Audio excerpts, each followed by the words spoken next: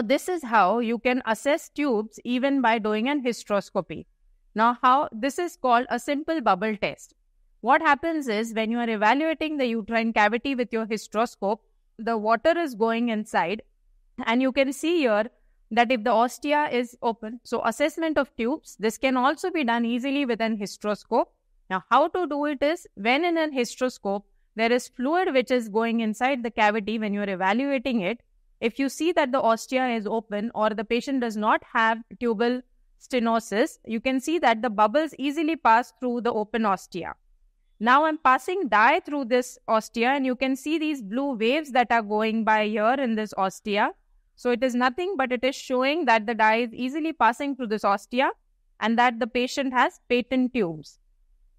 So this is very easily it can be done, and it is an indirect measure of actually saying that the tubes are open. Though this is not a 100% sure test, you definitely have to undergo laparoscopy.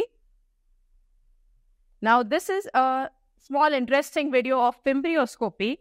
That is what I have done is I've passed the office hysteroscope through the fimbria of the patient through the laparoscope, and you can here see how beautifully the fimbria open up, and you can also see the intertubal cilia and the motion of the cilia.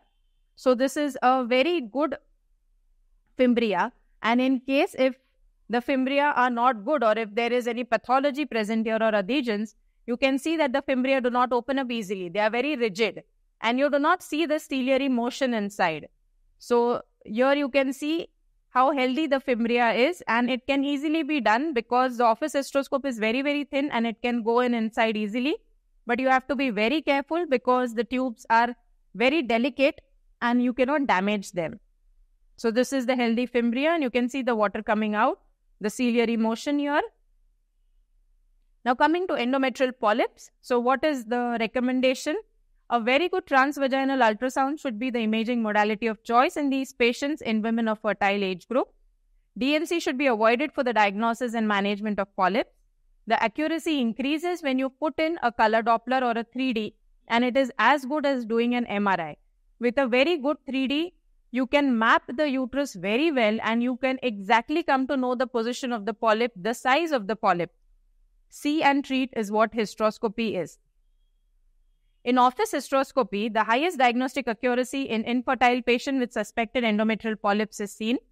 The polyps might alter endometrial receptivity and ultimately the embryo implantation, and this reduces your pregnancy rate. Hysteroscopic polypectomy is feasible and it is safe with negligible risk of intrauterine adhesion formation. Polypectomy definitely does not compromise the reproductive outcome from subsequent IVF procedures, but the removal of polyps as a routine practice in subfertile women is currently not supported by the evidence. Cost effectiveness and analysis suggest performing office polypectomy in women desiring to conceive. So why are we concerned about these polyps? Because they are localized hyperplastic overgrowth of endometrium and they contain both the glands and stroma. The large majority of these lesions, though benign, they have a variable presentation. They can occur as individual or multiple lesions. They can either be sessile or pedunculated. And almost 25% of women with unexplained infertility have endometrial polyps when you put in a hysteroscope. These endometrial polyps demonstrated a marked increase in HOXA10 and HOXA11 mRNA levels, which impair the implantation after your embryo transfer. So this is how the various endometrial polyps look like. At times, you can even see this polypoid-like growth after you give the patient a lot of progesterone or if you have put the patient on progesterone. So this is nothing but simple overgrowths which at times go away by the time the patient is prepared for embryo transfer. So these are the various endometrial polyps. You can see in the first picture that there are multiple polyps, and in the second one there is one big central endometrial polyp. So does the size of this polyp matter, and why are we so bothered? So if size mattered, the elephant would definitely be the king of the jungle, and this is this different size but the same attitude. So these endometrial polyps and their implication in the pregnancy rate of patients who are undergoing IUI, a prospective randomized study was done, and they actually studied to determine that whether hysteroscopic polypectomy before IUI achieved better pregnancy outcomes than doing no intervention at all. So they studied a total of 215 patients who had endometrial polyp, and who were supposed to undergo IUI. And they were randomly allocated to two groups, one which underwent hysteroscopic polypectomy and the other in whom only diagnosis was done and the polyp biopsy was taken, but it was not removed. And they actually showed that there was a better possibility of patients becoming pregnant after they did a polypectomy. So they concluded that the hysteroscopic polypectomy before IUI is an effective measure to treat these polyps, no matter what the size is.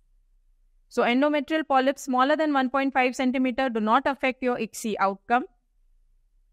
It is concluded that these polyp-like images, which are less than 1.5 centimeter, encountered during ovarian stimulation, they do not have any negative effect on pregnancy. And cancellation of ET is unnecessary, and completion of cycle should be the appropriate approach for these cases, because as time passes by and the endometrium gets prepared, you see that these polyp-like images even disappear. Larger studies are further needed to clarify the effect of true polyps and these polyp-like images. And the impact of polyps larger than 1.5 centimeter in diameter on ART outcomes definitely warrants further investigation. Now coming to submucous fibroid. Evaluation of endometrium sometimes gives a clue regarding the underlying submucous fibroid.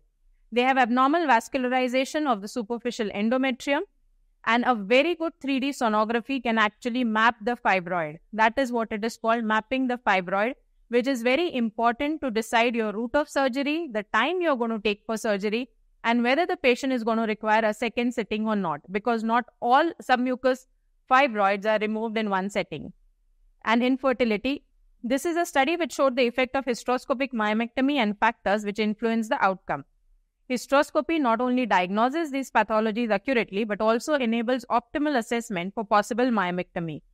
These fibroids definitely reduce the implantation and pregnancy rates of ART. Submucosal fibroids that distort the uterine cavity have been found to carry a relative risk of 0.3% for pregnancy and 0.28% for implantation after ART. Now, why to remove? Donez et al. Tried to address the issue of whether myomas influence fertility by reviewing 106 relevant articles. They concluded that they do influence the fertility, mainly based on the favorable pregnancy rates which are obtained after myomectomy. Here you can see a huge submucous myoma which is removed with a resectoscope. So we have to remember that we have to resect the fibroid with the loop and take in small chips. And you have to go in and come out in the same direction, come out slowly while removing the chips of the fibroid.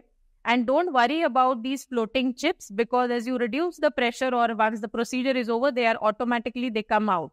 You don't have to remove them bit by bit with your grasper or with anything. They will automatically come out. But just remember one thing, that you have to always keep on seeing either of the ostia or both the ostia in line, and be very sure that you're not opening up the cavity.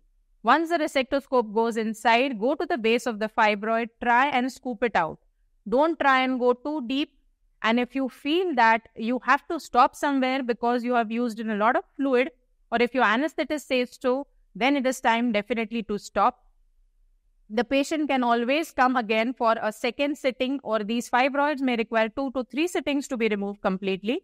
So it's not compulsory to remove them in one setting, putting the patient at risk.